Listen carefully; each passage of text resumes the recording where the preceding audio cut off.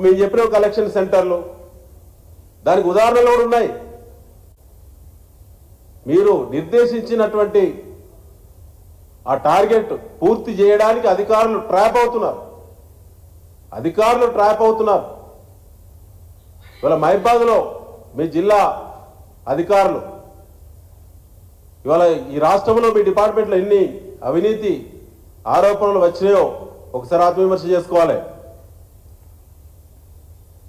ఇవాళ ఉదయమే రంగారెడ్డి జిల్లాలో కూడా ఒక ఉన్నత స్థాయి అధికారి ట్రాప్. అంటే ఇవాళ కేసులలో దొరుకుతున్నో అధికారులు అవినీతికి పాల్పడరని చెప్పి వాళ్ళపైన నెట్టి వాళ్ళని భయభ్రాంతులకు గురి చేసే ప్రయత్నం చేస్తారు మీ ప్రభుత్వం. మీ ప్రమేయం లేకుండానే ఇవన్నీ జరుగుతున్నాయా? మీ సూచనలు లేకుండానే జరుగుతాయా? దొరుకుతానో అధికారులు జైలుకు పోవాలి, వస్తనో మీ కడుపు నిండాలి. ఈ రాష్ట్రంలో మీ తతంగం అంతా బయట పెడతాం బిడ్డ. ఇంకా కొద్ది రోజులు ఓపికగా ఉండాలని చూస్తున్నాం. ఇవాళ రైతులే మీకు మెడకు ఉరి తాడు బిగించేటువంటి రోజులు దగ్గరికి వచ్చినాయి. ఆత్మహత్యల గురించి మాట్లాడుతున్నారు పొన్నం ప్రభాకర్ గారు. కేసీఆర్ గారి ప్రభుత్వంలో ఆత్మహత్యలు జరిగినాయా? కేసీఆర్ గారు ఉన్నప్పుడు రైతు ఎంత సంతోషంగా ఉన్నాడు. ఇవాళ మీరు వచ్చిన తర్వాతనే అష్టదరిద్రం మీ ప్రభుత్వం. మీరు వచ్చిన తర్వాతనే ఇవాళ రైతుల ఆత్మహత్యలు భయంకరంగా పెరుగుతున్నాయి.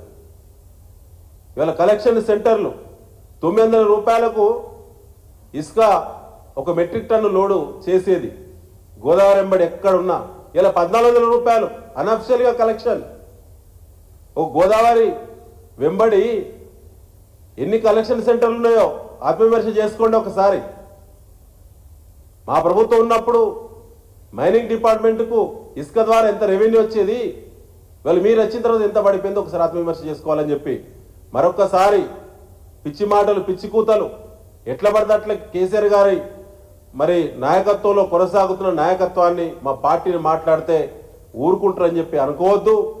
మీకు దమ్ముంటే ఇప్పుడు చెప్పినటువంటి కలెక్షన్ సెంటర్ల మీద విచారణ చేయండి. మీకు అధికారులు ఉన్నారు కదా, వెంటనే చేయవచ్చు.